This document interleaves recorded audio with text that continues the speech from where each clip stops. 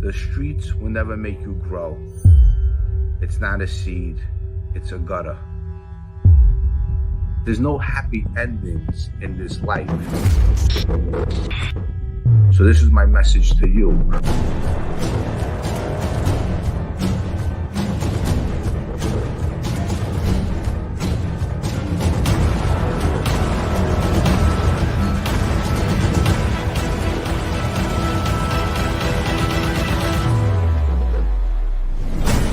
The streets will never love you back. Pow. What's up, guys? Well, we got another day together over here. Today, I got Tommy Dades, first grade detective, author of Friends of the Family. We're going to have a good night tonight. I hope everybody's good out there. I'm going to give a couple of shout outs. Boston J, my guy. Thank you for being my moderator. Sandra Guest, how are you? Predict and win.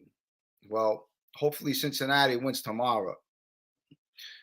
David Hunt, how are you? Brian Ellery, Joey D, Mike Boy, Elijah, how are you? Janet Savage, nice to see you. Peter Cagini, how are you? To everyone out there, thanks for showing up. I really appreciate it. Ron Amada, the New York dad. What's up, New York dad? To all the dads out there, what's up? Julio Centano. Well, another night tonight. We got Tommy Dades on again. We're going to talk about the mob cops and, just a lot of events that took place with them and all the other wise guys in the other families and, the people they killed and just the whole scenario of the mob cops. That's what we're going to be talking about today with Tommy Dades. I'm going to put Tommy Dades on in a minute.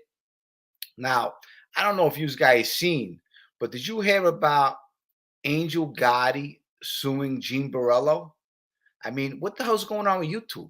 Insanity, right? But anyone who's smearing someone's name, it has to be stopped.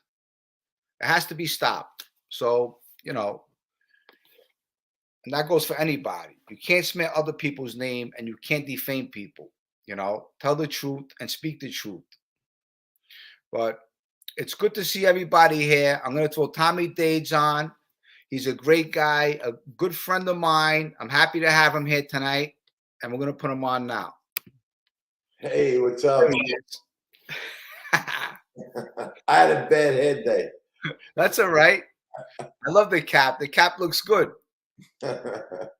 Boston J, what's up? Yeah, Boston J, he loves you. How's everything, Tom? Everything's good. Everything's good. Thank God. You look good. Yeah. Thanks. You lie well. So last couple of days we spoke about the mob cops. I got you on again tonight. We're going to do segment 2 of the mob cops. Now, before I get into that, I wanted to, a couple of people asked me some questions. And to the audience out there, if you have any questions you want to ask Tommy Dades, just put in the chat. I'll pull it up, and Tommy Dades, he'll answer it the best way he can, I guess. But one question was, Gaspipe said he killed Jimmy Idell in a warehouse. No. I think that question came where they said he may have said that on 60 Minutes. Yes. I saw the 60-minute segment quite a few times. I don't remember exactly. Maybe he did say that. But Gaspipe killed him. He was taken to a DeCavalcanti soldier's home in Canarsie. I think it was East 76, East 77th Street. This guy named, I think his first name was Jimmy, last name was Gallo. The guy was on vacation. Jimmy Gallo. Yeah. I was fine with him. I got photos with him. He's a Jersey guy. And when I came home, I linked up with him. We went to Rocco's on Fort Hamilton. Yeah, Rocco's. I'm so sorry. Jimmy Gallo. They call him Jimmy Red Hook. Yes. And he was. I did fine with him in Lewisburg. I got photos with him. He was on vacation at the time. The case show took him to his basement. So we actually did a search warrant on that basement. But the basement had been redone 2 times. and we were trying to come up with some kind of, serology, blood, maybe a bullet that hit the sheetrock and fell to the floor. We ripped it apart, and it was a shot in the dark, but it was a base we had to cover. We didn't recover anything there, but that's where he actually took him. Wow, that's something. See, I never knew that, and this is something because I did time with Jimmy Gallo, and I mean, Jimmy Gallo was a nice guy. I know he was close with Gaspipe, but I didn't know that he killed him in Jimmy Gallo's house. I don't know if Jimmy Gallo knew he was bringing him there. That I don't know, but I know Gaspipe had the keys, and I know Gaspipe knew he wasn't going to be home, so that's where they took him. I got another. Someone asked, do you still talk to Kenny McCabe and Frank Pagola? Kenny McCabe was a legend. Kenny McCabe, sorry, sadly to say, passed away. There's actually a statue of Kenny in the Southern District.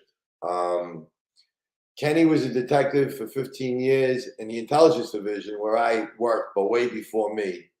The guy forgot more than I know. I mean, he was a class act, a gentleman. He actually did the Gemini case, Paul Castellano, the part of the commission case, and he's a great guy. He worked the Gemini case with Frank Pagola, who I speak to this day, a retired first grade detective. Another guy that I mean, I looked up to these guys, when I was coming up, and Frankie is a sweetheart. And he was Dominic Montiglia was Frankie's, Nino Gaggi's nephew, and they stayed friends for 35 years till Dominic died. And I had the pleasure of talking to Dominic. He was a nice guy. And Tony Nelson from the FBI. Those were the three guys, and Tony's a great guy too. He worked with me when he retired in the Brooklyn DA's office, and the three of them did the Gemini case. And I mean, there were other people involved, but those were the three main guys. And Kenny, hands down, he after he retired, he got a job in the Southern District. He testified at every major mob trial that there was, and he was just a towering figure, in physical stature, and a towering figure with reputation. The guy, hands down, probably knew more about organized crime than the heads of the five families, and that's the truth. He really was. He lived it, breathed it, and ate it for God knows how many years. He's back in the day. That's what they did. They studied it. Yeah, he was great, Kenny. Yeah, I got another guy over here, John Eppie Thomas. Do you miss the job, or are you happy you're retired? I miss law enforcement. I miss boxing. I used to do 100 miles an hour between law enforcement and me boxing and me being a coach. And for different medical reasons, everything came to a complete halt. Now I spend a lot of time with my dog Skip, who's a boxer. But yes, I miss it. After you've been in law enforcement, in any agency, there's no other job you can get. Even when the Brooklyn DA's office was great, but it still wasn't being in NYPD for me. It's just different. And I had a great career. I miss the guys. I miss seeing them every day. I whistled going to work, whether it was New Year's Eve, Christmas Day, because you were with another family. It was like a second family, and I had a great time. I enjoyed helping people. As many people don't believe that that's the truth, but, helped as many people. And even if I locked you up, I try to be a gentleman to you. And, it just was my job, but I enjoyed it very much, and I miss it very much. Yes. There you go. And, well, we got Phil Grimaldi in the chat. Let me see Phil Grimaldi. Hello, Jimmy. You have the best of the NYPD on right now. I know I do, Phil. And Phil Grimaldi is a second grade detective. He is on Cops Off the Cuff with his co-host Bill Buchanan. Did I say his name right? Bill Cannon. And I'm going to have them on the show real soon. We're making a date, and I'm looking forward to that. And I love those guys. They're really good guys. Philly and Bill are the best, and me and Philly know each other forever. I love them to death. And check out their podcast, Cops Off the Cuff. Is it Cops Off the Cuff or Police Off the Cuff? Cops Off the Cuff. Check out their podcast. They got a great podcast, and they're really good guys. And thanks, Phil. I appreciate that. So now, last time you were here, we spoke about the mob cops. We're going to talk about the mob cops again, but I want to get off subject for a second because a lot of these things with the mob, like all these people are very interested with it, okay? Phil Grimaldi says police off the cuffs, it's called. Oh, it is? It shows you how much I pay attention. With me, it's either cop, police. It's the same. Sorry, Bill. Yeah. But I wanted to ask you a question. Now, before I get into the mob cops, there's something that I wanted to talk to you about. And this really amazes me where when they killed Paul Castellano, right? I mean, you know, John Gotti runs to people and talks about Paul Castellano. Now, at this point, you know, we know that there's all kinds of tapes going on with Angelo Ruggiero, and you know they're congregating to kill Paul Castellano. Now, how is it that John Gotti goes to Frankie DeChico and he talks about killing Paul? Now, isn't that a bold move? Because now you're trusting Frankie DeChico with your life. You know, I know exactly what you're saying. Sammy and Gotti, I mean, they knew each other, but back at that time, you know, they knew each other. They bumped into each other. They had some kind of a relationship, but not I wouldn't say a trusting relationship. You know what I mean? It was after that they became close. John was a Queens guy, and Sammy was a Brooklyn, Staten Island guy. You know what I mean? Two different crews. I am sure they saw each other at Paul's house and at functions and things like that. But you're 100% right. That was a bold move. I guess that would be a question for Sammy. Yeah. But when Sammy describes the conversation, you know, Angelo comes to him, and I guess John was playing chess because he knew that Sammy was a very capable guy.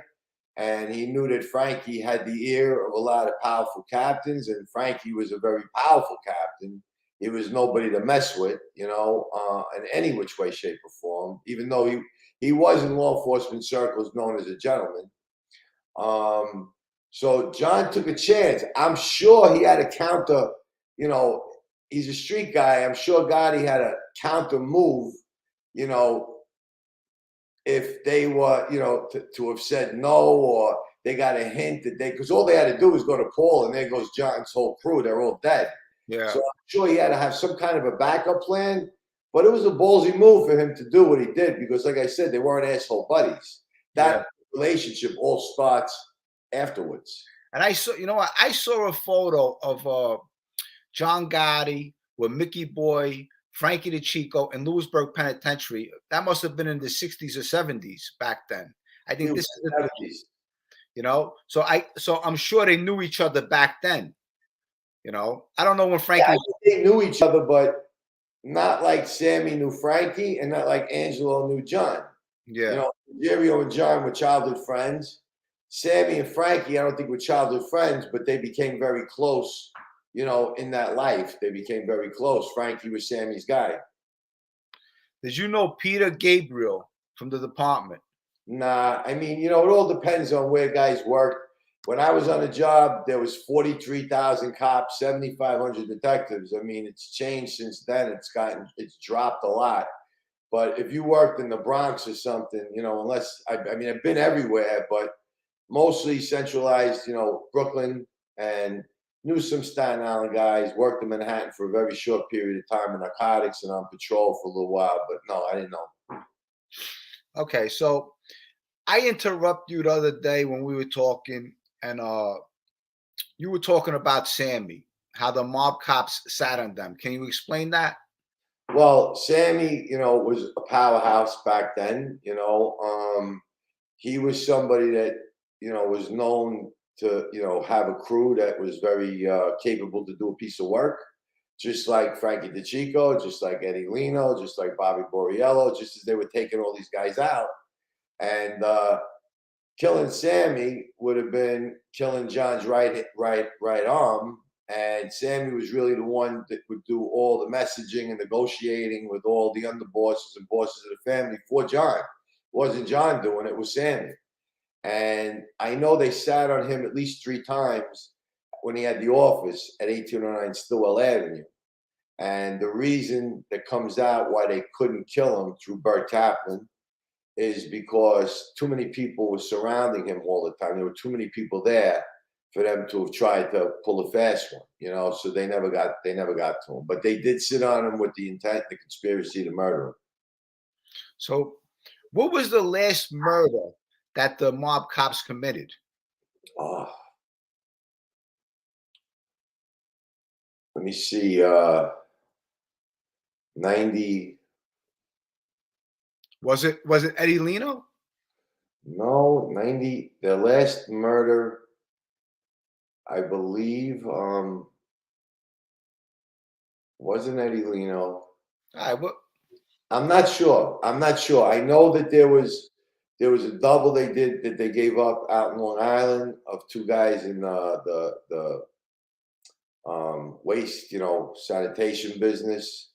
I'm not sure the last one they did. The first one they did that's known to us was the Jewish guy with the bearer bonds, you know, Greenwald.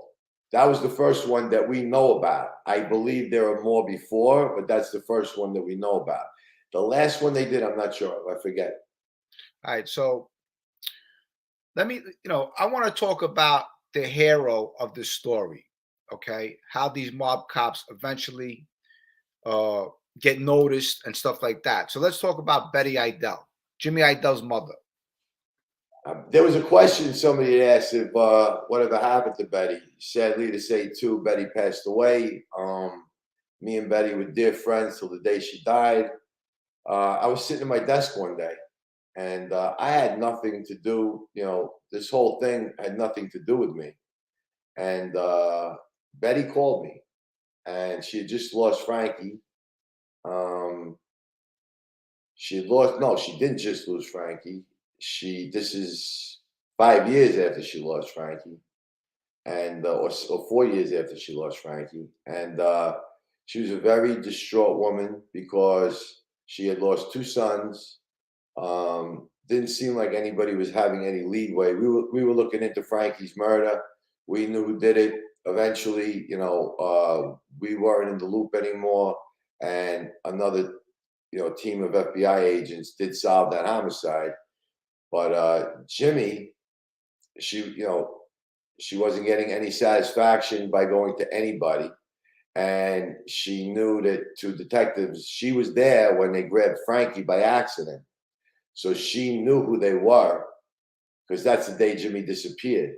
And when Ippolito wrote the book and went on the Sally Jesse Raphael show, she saw him. She goes, "That's him." She runs out and buys the book, opens it up, and there's a picture of Caracappa with Ippolito. And from what we heard from Bert Kaplan, Caracappa went berserk when he saw that Ippolito put him in the book together, their pictures together. So Betty IDs them from the Sally Jesse Raphael show, and that's how she knows who they are and what their names are. But there was not much, Queso's cooperation agreement had been torn up. So there really wasn't a lot for, people to really do at that time, to prove it. It was very hard to prove. These guys retired in 90 and 91, or 91 and 92, a year apart. Ippolito retired first, Caracappa retired second. They were living out in Vegas.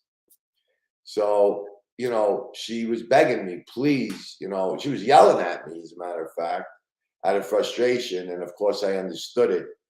And I said, listen, the only thing I promise you is that I'll take a look at it. I'll look into it and see if I can even get my hands on the folders. And I got my hands on the folders. And I went to Mike Vecchione. I went to Joe Ponzi.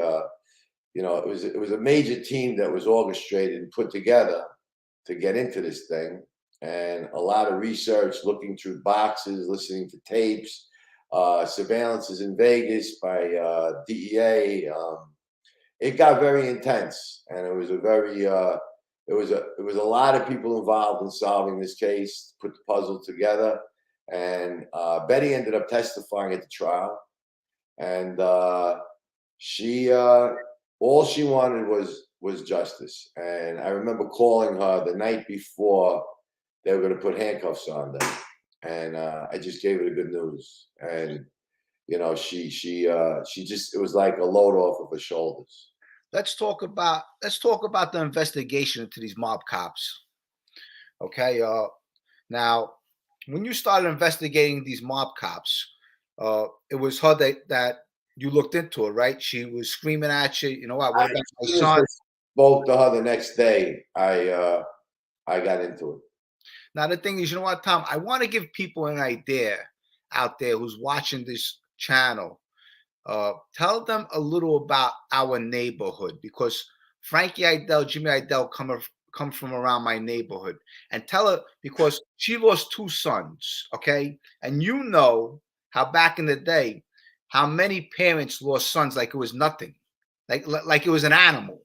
You know, those neighborhoods, most people, like if you drove through them, you know, you go through Dyker Heights, you know, you have multi-million-dollar homes. Bensonhurst was, you know, middle class, upper middle class, whatever. You would think like the precincts, the 6-2 precinct, the 6-8 precinct, Sheepshead Bay, the 6-1 precinct, you know, Bensonhurst, Gravesend, you know, Dyker Heights, Bay Ridge, Sheepshead Bay, downtown Brooklyn, South Brooklyn, you know. Some of those neighborhoods, you would see the brownstones, nice restaurants. You would think like, you know, it's a nice place to live. Back in those days, in the 80s, 90s, and even in the early 2000s, it was the Wild West there. There was someone getting shot, stabbed, batted out every other day. There was someone getting killed, and just because they got killed didn't mean you knew they got killed. You just didn't find their body. And if they got killed in one precinct, sometimes they get dumped in another precinct, you know. It was crazy. It was literally crazy. And there's a lot of people that lost a lot of family members and a lot of friends. And it was, you know, like you really had to grow up and you know, you had to be lucky, and you had to, you know, like I always say, like in this life, no matter what walk of life you're in, the only thing people respect are balls, you know. And that question in the Bronx tale, would you rather be loved or feared? To survive back then, you'd rather be feared, you know? And that's still a problem, because there's somebody that's going to want to take you out to make the reputation for themselves. So now they're feared, you know, and they got the juice. But it was hard to survive in those neighborhoods. It was hard to come out alive. It was hard not to go to jail. You know, even if you were a good kid, you know, and you did a little bit of mischief here and there, you're going to be around people that are capable of pulling out a gun and killing you, you know.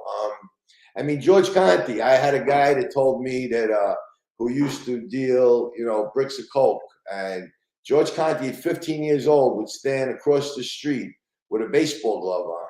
And he'd have a 38 in the baseball glove as he's throwing the ball up in the air, watching this guy's back. And at 15, if he had to, he was going to pull the gun out and shoot somebody if they tried to, you know, rip the guy or something. So it was a very dangerous neighborhood. The nightclubs, there were fights constantly in the nightclubs. There was all kinds of drama because of girls.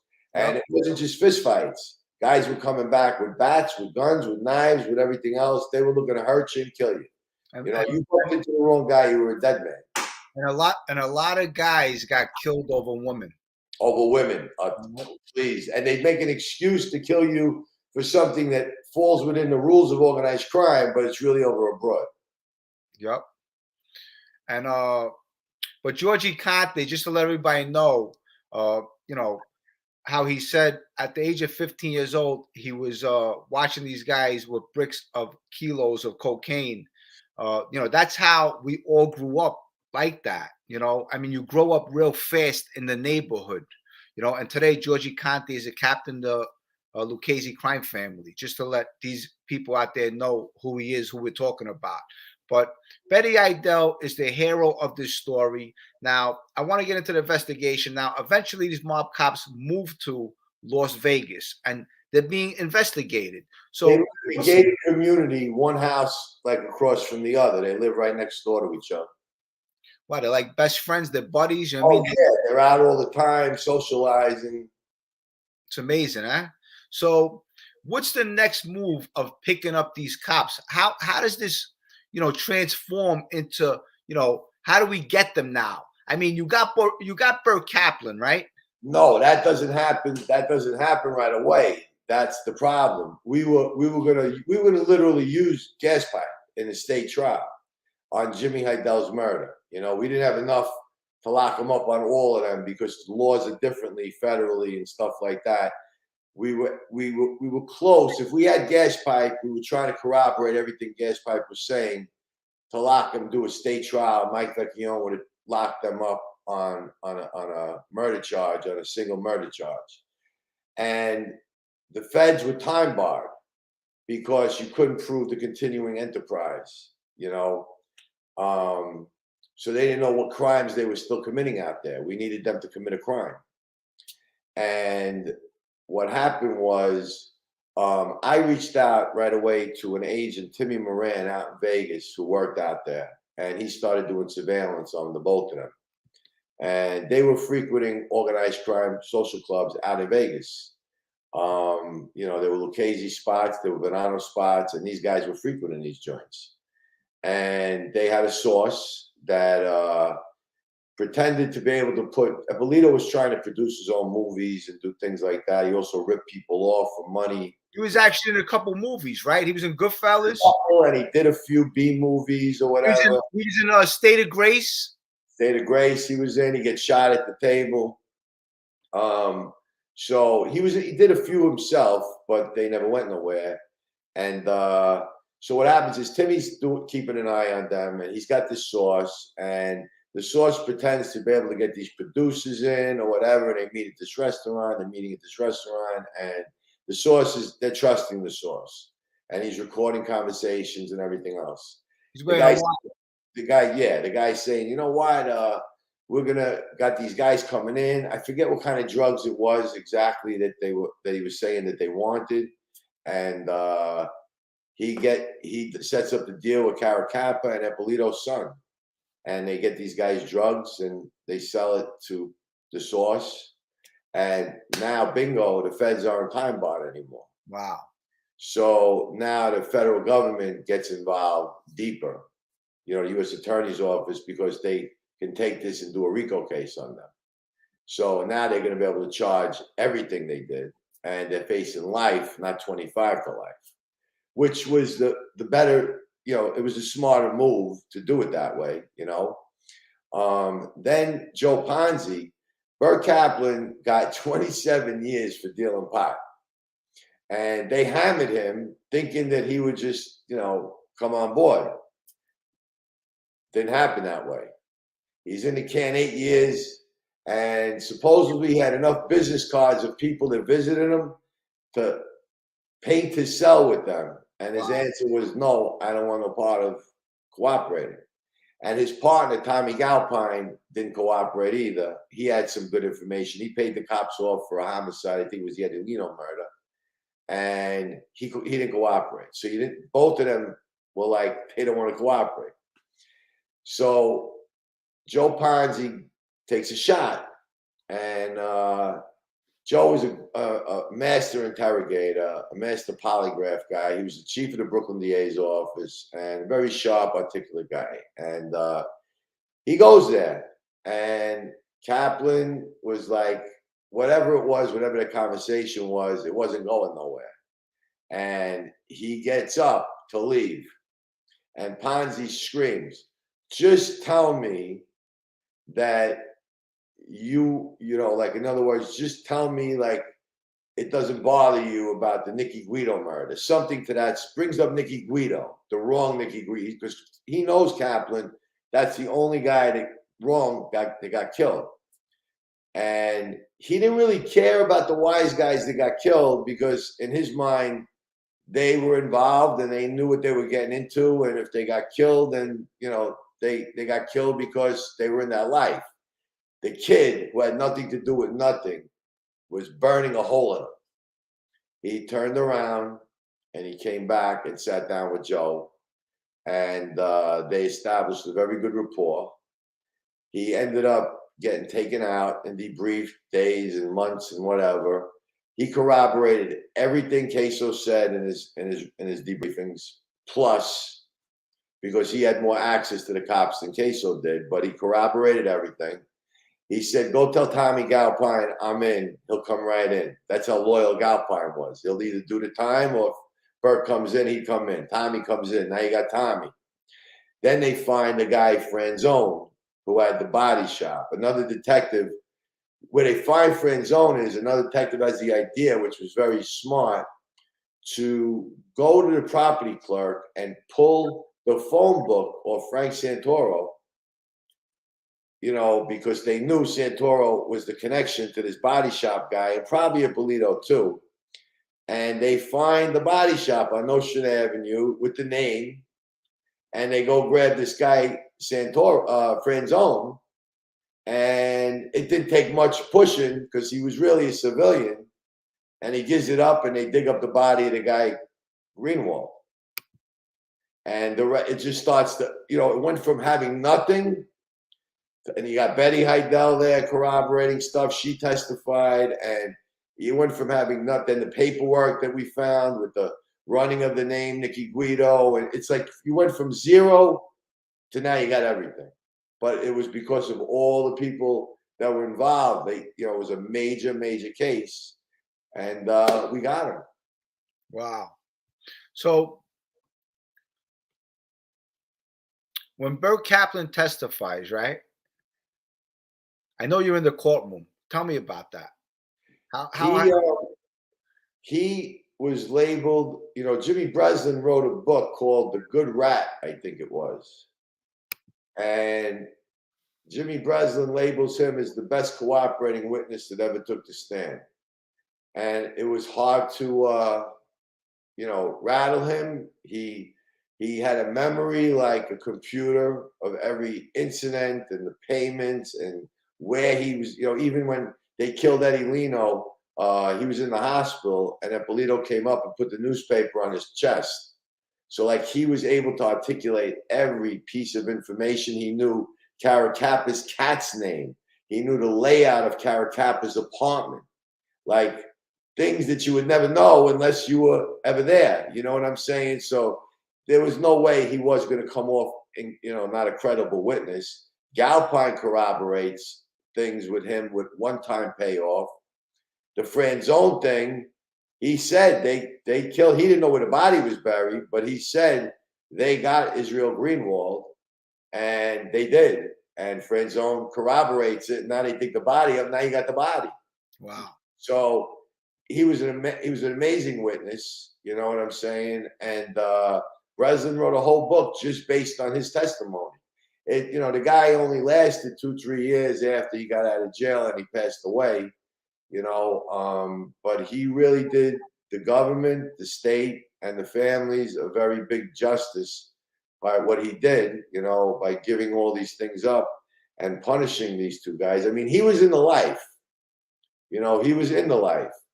The cops, you know, like to actually have cops that, you know, you don't know if they're picking you up and they're handing you over to Queso. I mean, you know, how you go to work, do that, and then like after you drop them off, you go, what do you go back to Rocco's and eat a Galamad Hero? Like, I don't know. I just can't imagine ever doing that with a clear conscience or even thinking about doing something like that. The thing we never figured out was how did Ippolito and Caracappa trust each other? They weren't childhood friends.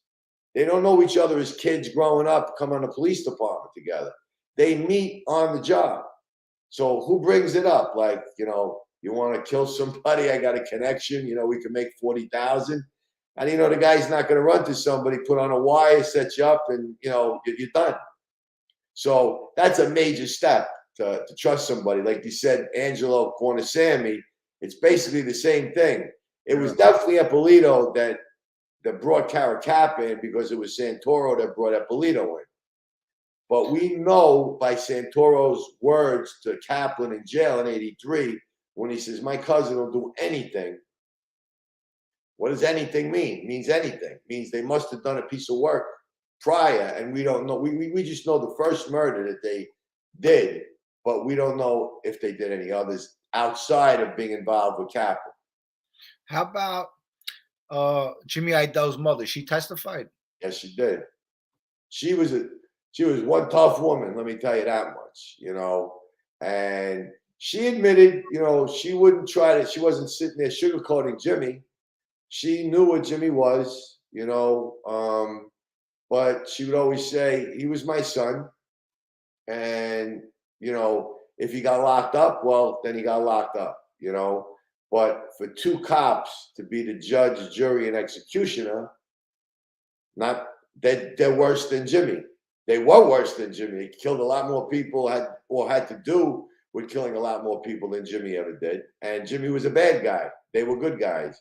And it aided her because it was like just a lull. There was not much people really want. There was, you know, it's a kind of a, you know, when I took that case, you know, a lot of people for a long time told me either one, that there's no way they did it and you know, turned on me, or thought I should have just let it fall on deaf ears.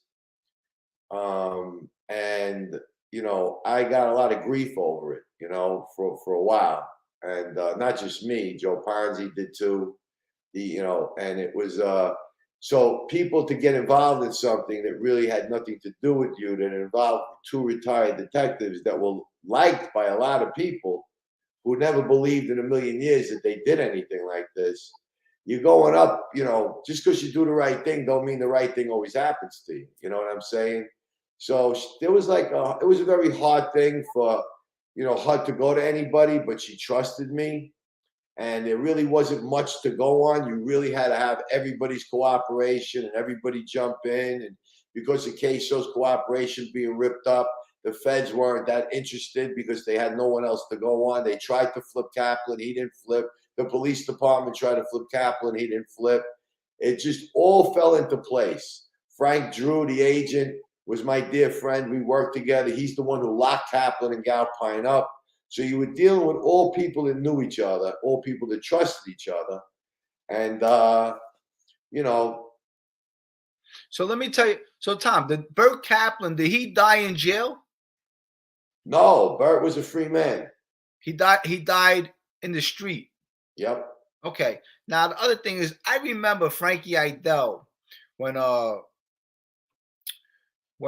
Gaspipe cooperated the government. I remember Frankie Idell got a tattoo that said Gaspipe's a rat. Yes. And what happened was, I mean, you know, Frankie died. It's public information because there was a trial over his murder. He was an informant for me and Matt Tormey, an FBI agent, you know. And when we were debriefing him, he showed us the tattoo. We saw the tattoo, case Gaspipe's a rat. We're like, well, what's that about? And he tells us the whole story because he's there with his mother when the cops grab him. He also goes over the Verrazano Bridge and sees them get off 92nd Street, where they would have got off, where Betty had the matching phone records, where they would have got off to get to Bay 8th Street, where they picked them up. And he tells us everything, but we can't do nothing with it because he was never going to testify, ever. So we didn't even write it down. We just kept it in our head, and that was it because we couldn't use it because Frankie was never testifying. Wow. And as we know, later on, they killed Frankie. They killed Frankie, and I remember telling the guys that killed him, you killed the guy for nothing. There wasn't one arrest made on any information that Frankie gave, and they thought he was giving up something else that he never did give up. You know, there was no arrest made on that. So all those guys that are sitting in jail for killing Frankie Idell, you killed the guy for nothing. Yeah. Ridiculous murder. But now the other thing is, I have someone ask you a question, Tommy. Who was one of the mob guys, a mobster that you fed in your lifetime in the neighborhood? I mean, who is one of the craziest mobsters you remember growing up? I remember I remember having a fight. We were in it was called Jasmine's at the time, that ended up becoming called Changes, and then it became TJ Bentley's.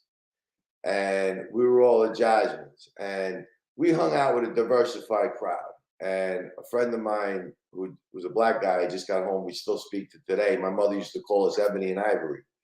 And he just got home from the Marine Corps from boot camp. And we all went there. And we ended up having, it was like 12 against 70. And we didn't do too bad, but it was all guys from downtown, from the Dixie Tavern on 22nd and 5th with Crazy Tommy and Tato Marino. And we hurt some of them, but you know, we did get the worst of it at the end. Who was in the hospital, was in the emergency room, stitches, broken this, broken that. There were no guns, but you know, it was a crazy fight. Girls were taking all the other guys' jewelry off. We didn't have no jewelry to take off, you know. So and the guy that my friend has the fight with eventually, you know, goes away 25 to life for a homicide. And we're hanging out in the corner one day, and we had a mutual friend down there who's dead today. And he said, 3 of you guys got to take a ride downtown. I'm going to take a ride where, for what? He goes, well, the rumor is that you're coming back and you're going to retaliate. He says, it was a fist fight. We're retaliating against nobody, you know? And we end up getting brought into Tato Marino's club. And I thought I was never coming home. And he made us all shake hands and said, that's the end of it, right? And we're like, it was the end of it that night, you know, like, and he let us go, you know. That was, and Sammy, you know, I didn't realize who Sammy was. And, you know, I was a teenager and we were hanging out in Tally's, and Sammy brought in homemade wine. And they were pouring the wine around the whole bar, you know, and Joey T's there and Mikey the Batter's there. And I'm a kid. I take a sip of the wine. I'm like, oh my God, this sucks. The whole place went quiet. It went quiet. And Sammy just starts to laugh, and then everybody started to laugh, you know, but I realized what I just did. So those were the guys that I knew about. Those were the guys that you know, you had to be careful of in that neighborhood. You know what I'm saying? Like, you could screw it. There were younger versions of them. I remember Skibo and Rocky DiPietro. Rocky's still out there to this day. Skibo got killed shaking down a store in Bay Ridge. Those were 2 really bad guys. There were a lot of bad guys out there back then. I want to change to another guy since you're on here. Who was one of your favorite wise guys in this street? Someone you respected? I mean, the guy that if you want to go in rank, you know, the guy that I had the best relationship on the street, that was a high-ranking guy in organized crime, was Wild Bill. You know, Billy Catullo. Tell me something about Billy 3 times. I heard he was a tough guy, and I heard he was a businessman too. He was a businessman. He definitely, if you owed him money, you know, you had to pay him. He was a sharp guy. He knew the life very well. He groomed a lot of guys that, you know, I know who cooperated, that know the life very well because of Billy, you know. Billy and me just had a mutual respect for each other. And, you know, if I locked him up, you know, he'd sit at my desk. I'd let him order, you know, whatever he wanted for food. He was a diabetic, so his insulin, all his jewelry and money, I'd call his wife, come pick it up. You know, no handcuffs, let him smoke his cigars. I'd have all his guys in the cell, and he'd be sitting outside the cell just hanging out with me bullshitting. And I remember the last time me and him had a conversation, and he had just beat that big case. So he basically was starting from scratch. And I said to him, I said, Billy, there's nothing left like they could get you on. You beat everything. I know you, I said, don't answer me, but I know you got money. Why don't you just pick up with your family, move to California, and get out of here? This life sucks. And he looked at me, he goes, Tommy, I wish I could. He goes, but I can't. And 6 months later, he was dead. And I really felt bad when Billy died. And I was glad to be a part of the team that got the guys that ordered that murder. And you were one of the investigators in that case? Me, Gary Pontecorvo from the FBI, and Jimmy DeStefano, 2 amazing agents. It was the 3 of us. I tell you, look, people, if you are listening, look, he was also an investigator on the Wild Bill case. I mean, this guy, all the cases he was involved in, it's insane, you know, all the knowledge he has. But I tell you, it's something because all those guys too. I was away with Wild Bill in '93, okay? And Gaspipe, him and Gaspipe were on the same floor. I think it was 5 North. And you know, Gaspipe had a gun. Frankie Idell was there, Chicky DiMartino, a couple other guys. But how about, what do you say about when they, Alley Boy, why did Alley Boy kill Wild Bill? It's the stupidest story in the world, and it's the biggest mistake Alley Boy ever made. I won't mention who told me and who was there and cooperate. I won't get into those names. But what happened was this. I mean, it was so, usually you don't solve the killing of an underboss like without a body. We did it within 4 years and like 6 months. The statute on the conspiracy was 5 years. So we got right under the clock, you know? And it was like they were leaving, you know, we needed to it was a lot of work that we needed to do. And we also had informants and cooperators and whatever going on at the time. But Billy, it's like Alley Boy left the popcorn trail. And it was almost getting that easy to lock him up, that to the point where I thought they were trying to throw us off, you know? But they made so many mistakes. But I'll tell you exactly what happened. Alley Boy is with Billy, and two guys are with Alley Boy. One's a maid guy at the time, one's an associate, and one of them cooperated. And Alley was ready to do 18 months on a gun charge. They got him with a gun in his fanny bag with his driver's license and everything in it in Florida. So he was going to do 18 months. I think he was with Chris Paciello, right, or something? I don't think so. No, I don't think he was with Chris. All right. So he could have been, but I don't think so. Billy, just joking around, says, I guess while you're gone, I'll be the boss. But that's the truth. He's the underboss. While Alley's gone, it would be Billy that would be taking care of business, no? Mm-hmm. And he didn't mean it in a derogatory way. He was doing fine, Billy. And as soon as Billy walked away, Alley said he's going. So Alley Boy looked at it as a threat. Yes. Oh, big time. But you know what? I believe Alley Boy was rocking Billy to sleep and was looking for an excuse to kill him, because I don't think he ever forgave him for the war, even though they were very close before that. I don't think he ever forgave him. And to the point that he had Billy driving himself, he didn't have a bodyguard no more. So 3, 4, 5, 6 days, something like that. Very short period of time after that. Alley Boy's on the Bell Parkway. It's confirmed. It's the Friday before Memorial Day weekend in 1998. Billy's birthday, I believe, is June 4th or June 7th. He was a couple of days shy of his 50th birthday. And Alley Boy either beeps, whatever, or calls on a cell phone. That same person I just told you about that said he's gone, he meets him on the Bell Parkway and he says, he is gone. Billy, you'll never see Billy again. So what they did was they made Billy think he had an appointment to see Alley Boy. And he had another appointment that day. And in his calendar, you see him cross out one appointment, but of course you don't write down where he's going. And he drops his car off at his cousin's garage, Frankie Collision, on 65th Street. And they drop him off on 92nd and Shore Road. He gets picked up. He gets brought to Dino Saraceno's house. There's Dino, I don't know if Joe Caves is there. So there's Dino, there's Dino Saraceno is there, and Big Dino. Tommy Gioli is there. Big front. Big Dino's, he thinks now, so Tommy Gioli, little Dino out front, he thinks Alley Boy's downstairs in the basement. Alley ain't there. It's Big Dino. He goes down the stairs.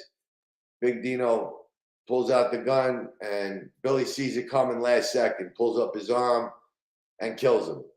And they end up burying him out in Farmingdale, Long Island. That case on the actual shooters, that's a whole nother story. That happens years after.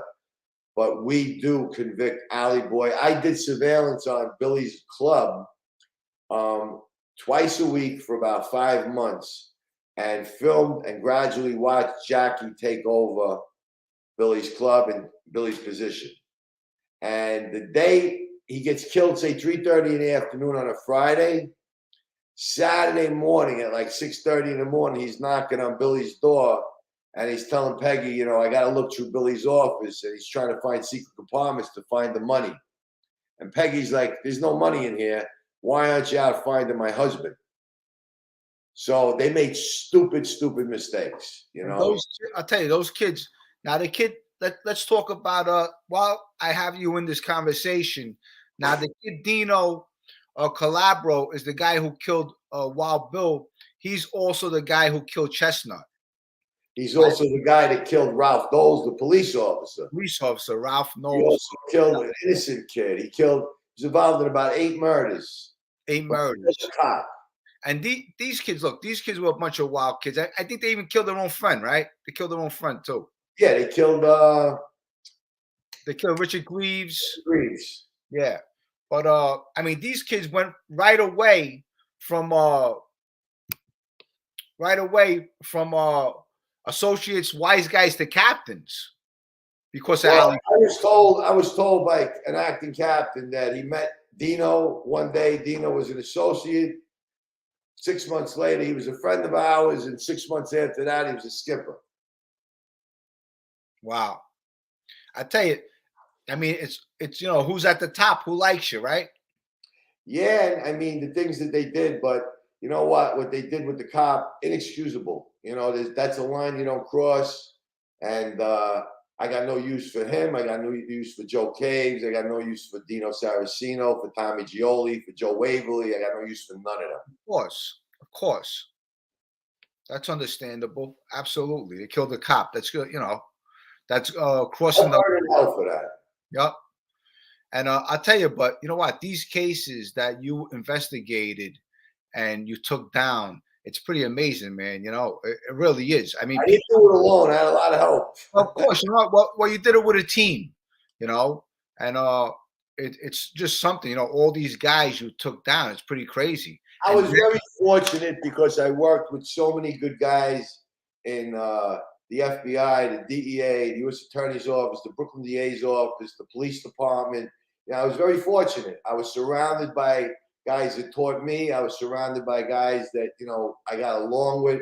Nobody cared what agency you were with. We were just one big team, and I loved going to work, you know. And, you know, people look at us sometimes and say, well, you know, cops, the only time you see them is when they're going to lock you up. But if you're the victim's family and you're knocking on their door to tell them that they have closure and that we solved your loved one's murder, or, you know, anything, people don't realize the different things that cops do, detectives do, that do make people's lives better or change, you know? And yeah, Philly's Tommy was the driving force of the team. Yeah. I believe it. The only thing I was doing, Philly, was driving my car. Yeah. But, yeah, we know you were part of the driving force. We know that. You know, but you know what? Hey, Tom, well, I have you on here. Also, look, we have 501 people in the chat. Now, you know, I also wanted to talk about a couple of things now.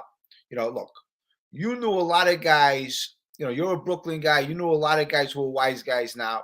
Let's just talk. I just want to run this by you quick. Now, I know you knew who Mikey Scars was, right? Oh, yeah. I know Mikey. He played softball in Sunset Park. And I know, and I know you knew who John Gotti Jr. was. I know who he was. I know everything about him, but I had nothing to. I never. No. I know you had nothing to do with him. That are things, but you heard of these guys before. Oh, Mikey, I had dealings with, but Bobby, John Jr. I'm just going to throw some Gambino guys at you. Did you ever hear of Bobby Borriello? Of course. Of course. Well, I want to ask you this, okay? Since I got you on here and I got 500 people in the chat, did you ever hear of Johnny A. Light in the street? No. That's what I wanted to confirm. And I didn't talk about this with you before you got on here. I just wanted you to confirm that. But it's really something with these mob cops, the Wild Bill case. I mean, you were on a lot of cases. You were an investigator on my case, an arresting officer, and you took down a lot of people, a lot of organized crime guys, a lot of bad guys, and you're very knowledgeable of the street. And I'm proud to call you my friend.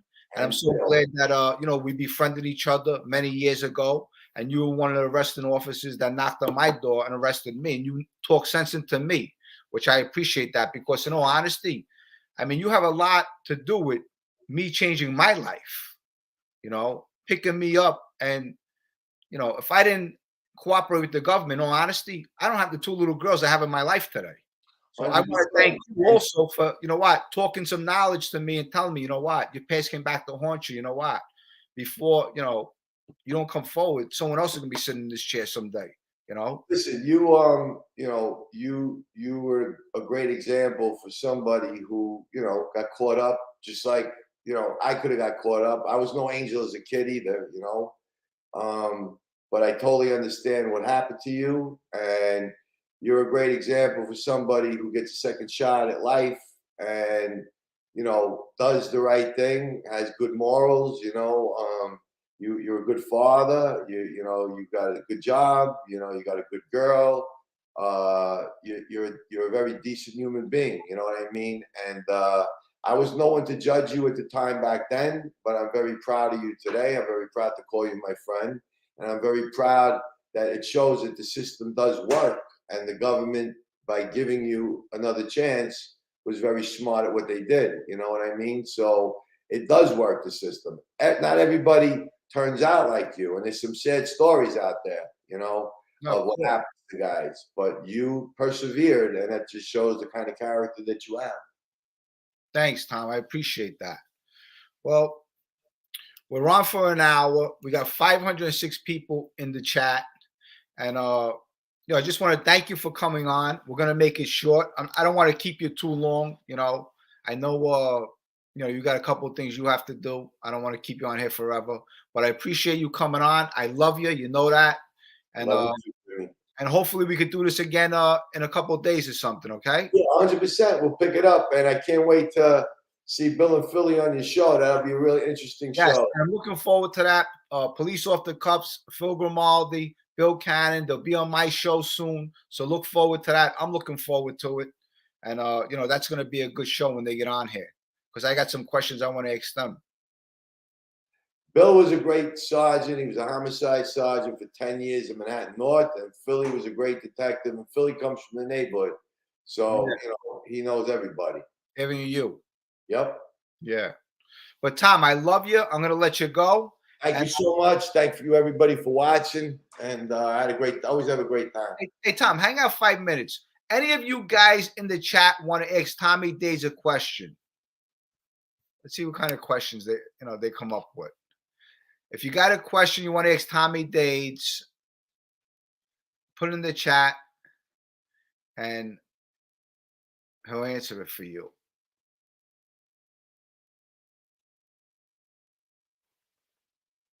Someone asked what size T-shirt I wear. I mentioned fighters' names. Tell them extra large. Tom, what is this? How does Tommy feel about NYPD Detective Joe Simone? Do you know him? You choked me up on that one. Joe Simone, I still have emails on my computer from him. It's a very sad story. He was very close to Philly. He was very close to a group of us. Joe was a hardworking detective. He got he got screwed. He really did. He got screwed. I love Joe to death. He passed away, and it was a very sad story on what happened to him. But I Joe, see. Yeah, Joe's I see. I see that touches you. That question. yeah, big So, time. you know what I mean? I'm sorry I had to put that up. I don't. You know what I mean, but let's see another one. Tommy, who's this? Let's see, Tommy. Who was the sneakiest mobster you ever ran into? The sneakiest mobster I ever ran into. I have to say, if you mean sneaky by staying under the radar and doing very well and then jumping out, Yeah. I have to say the Prestigiacomo brothers. Are you serious? I mean, you know what? They weren't made guys, but they were totally around everybody. They're from And they jumped in for a bunch of years. They were involved in drugs and cars. And then they jumped out of the life and they own property. I think one of them owns a hotel in Aruba. So, you serious? if you want to talk about sneaky guys that way, like, you know, where they ducked in and out. I mean, if you want to go to guys that were really successful, that were major players, that didn't do no time, Carlo Gambino, Meyer Lansky, those were gangsters. You know what I'm saying? Yeah. You know, hotels in Cuba and, you know, dressed very down with your little shirt on and a little hat. You know what I mean? Those were sneaky that way. But if you want to talk about guys in my day, they weren't gangsters, but they were around all wise guys. And statute of limitations is over on everything they ever did. So they're free and clear. Yeah, I remember them. They their father was a knockaround guy, right? Yeah. Yeah, they had the collision shops. I think they had one on McDonald Avenue. They had plumbing places. They had everything. So who was the most comedy mafioso you ever arrested? Like the comedy guy. There's one guy, I can't mention his name, but he should have been a stand-up comic. I mean, he even has judges and prosecutors laughing. The things that comes out of his mouth are like, they're just, I'm telling you, every time I talk to him, the guy is the funniest guy in the world. Really? But I can't mention his name. How about this one? This is a good one. How about who was the most whiny crybaby mafioso you ever arrested? Michael DeRosa. Really? Oh, God. I'm sure he's watching. Well, I'm only honest. Okay, there you go. All right.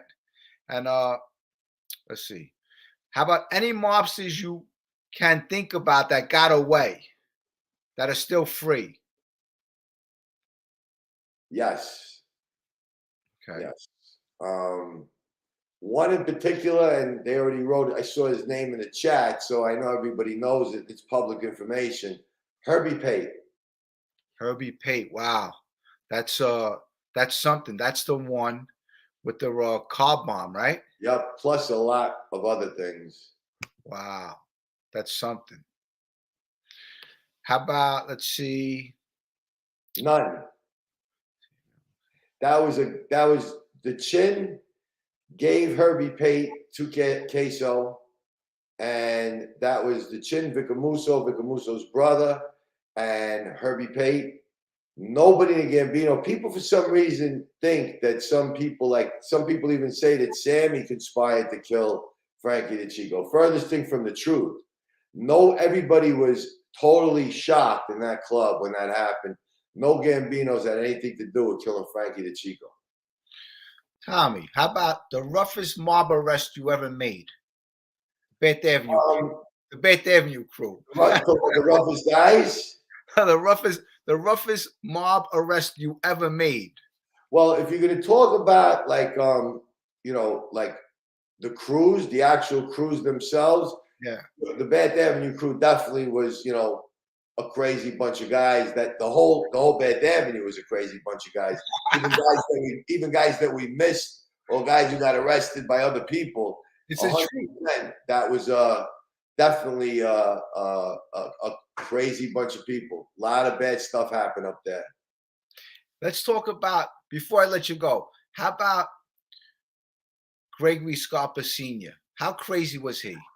As crazy as they come. You know, he was a very dangerous human being, you know, and I listened to the tapes when he had the shooting with DeRosa and Moran and Joe Michio, when the kid Joe Randazzo got killed in the car and Greg got his eye shot out. He had a bracelet on. So pretrial services called the house. His eye was missing. He had a towel on it, and he was drinking a glass of scotch. And you would think he just, you know, was hanging out, sitting on his couch. He was definitely a very, very dangerous guy. You wouldn't want him looking for you. And when Messi Marvin shot him in the eye, yes, what happened was he went home and they called his phone, right, the parole officer, because of the bracelet. And I had the tape. I listened to the tape. And he answered the phone like it was nothing. Right now, hello. That's insane. I tell you, that guy was scary. That's a scary guy. How about this one? How did cops feel about Messino's underboss being a cop? I guess they're talking about Crowley.